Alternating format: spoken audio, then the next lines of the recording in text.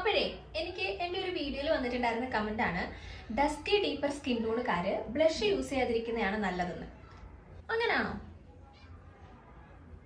എന്തായാലും as A makeup artist ഞാൻ പഠിച്ചത് വെച്ചിട്ട് അങ്ങനെ ഒരു തിയറി ഞാൻ പഠിച്ചിട്ടില്ല കേട്ടോ.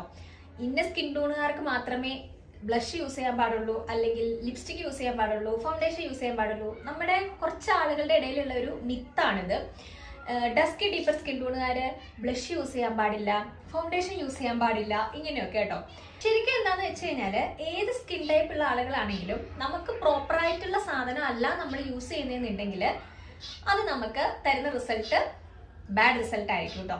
അതായത് നമ്മളുടെ അണ്ടർടോൺ നമ്മളുടെ സ്കിന്നിന് മാച്ച് ആവുന്ന ടൈപ്പിലുള്ള സാധനങ്ങൾ നമ്മൾ യൂസ് ചെയ്യാനായിട്ട് ശ്രദ്ധിക്കാം. നമ്മൾ എന്തിനാ ബ്ലഷ് യൂസ് ചെയ്യുന്നത്? നമ്മൾ ബ്ലഷ് യൂസ് ചെയ്യുന്നത് നമ്മളുടെ സ്കിന്ന് ഒന്ന് ഫ്രഷ്, ഒരു നോക്കുമ്പോൾ തന്നെ നല്ലൊരു ഫ്രഷ് ലുക്ക് തരാൻ വേണ്ടിയിട്ടാണ് നമ്മൾ സാധാരണ ബ്ലഷ് യൂസ് ചെയ്യുന്നത് കേട്ടോ.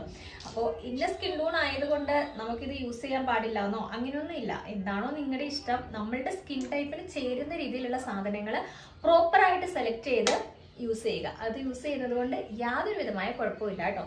നമ്മുടെ ആളുകൾക്കിടയിലുള്ള ഒരു തെറ്റിദ്ധാരണ മാത്രമാണ് ഇത്.